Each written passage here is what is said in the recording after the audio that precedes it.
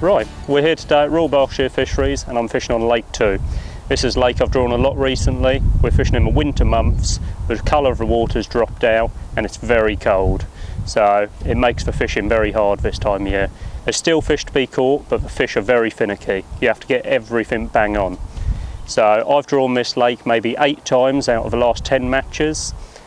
I've had a nice little run on here, I'd say. I've had some weights between 20 and 40 pound on every match, all silvers, F1'S, so there's still loads of fish to be caught.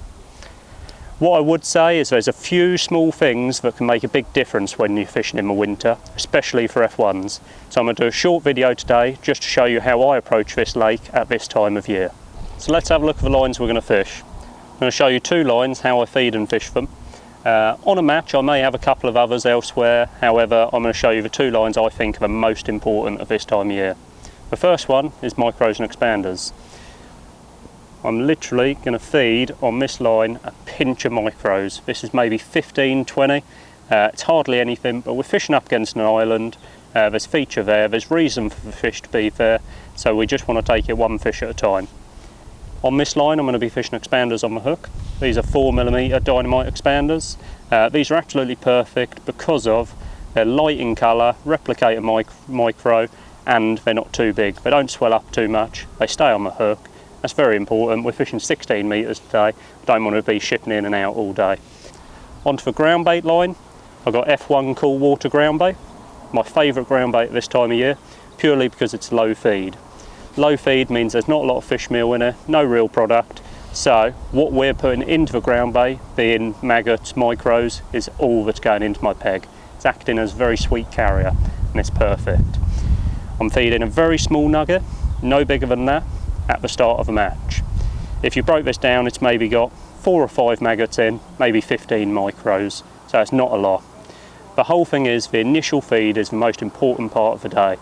If you feed too much, it can ruin your peg for hours, so we want to take it steady. We're literally feeding very small amounts, fishing 1 fish at a time and going from there. You can always put more in, but you can't take it out. So we're going to get feeding and get fishing.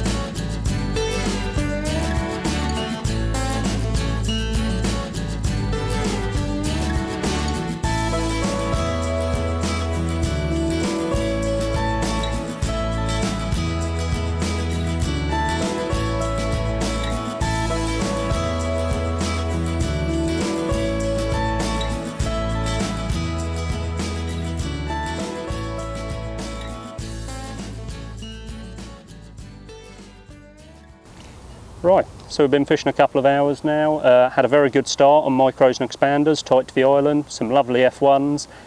We were doing really well on that, the wind picked up, made presentation a little bit difficult. You can never quite get expander fishing dead on when it's windy because you can't hold everything dead still. So I've ended up feeding another ground bait line, around 1 metre off that bank. Both ground bait lines I've topped up regularly all day, little nuggets, and it's produced really well really, just fishing single maggot over the top, and we've had fish coming to the net all day, so it's been good so far. What I'll do is I'll show you my rig. This is the rig I use for my maggot fishing. It's 012 MVR mainline down to an 08 hook length, MVR hook length. Got a size 18 hook and a string of number 10 shot. On maggot fishing I fish my shot 2 inches apart. When I fish pellets I do it 1 inch apart. Moving to the float, this is an MVR F1'S Series 6 0.2 gram. I fish this on my maggot line and my pellet line. Best thing about this float, nice thin visible hollow bristle. That means we can dot it right down and we can still see every bite. Get to the business end, the elastic. This is very important because you have to balance your elastic to the rig you're using. On my maggot line, I fish a 3 to 5 hollow. This is Maver dual core. It's absolutely lovely because you hook fish, you don't bump any, you don't lose any, and yeah, you can't really ask for more than that. The only difference when I'm fishing my pellet line is I fish a 4 to 7 dual core, which is the blue one. We beef the pellet line up a little bit more. Like I said, we string the shot a little bit closer, inch apart, everything's more positive. Still fish a size 18 hook, maybe like 09, 010 hook length. So we just got to balance that out with the elastic. So that's for rigs. We're going to carry on fishing for a little bit, catch a few more fish and see what we got.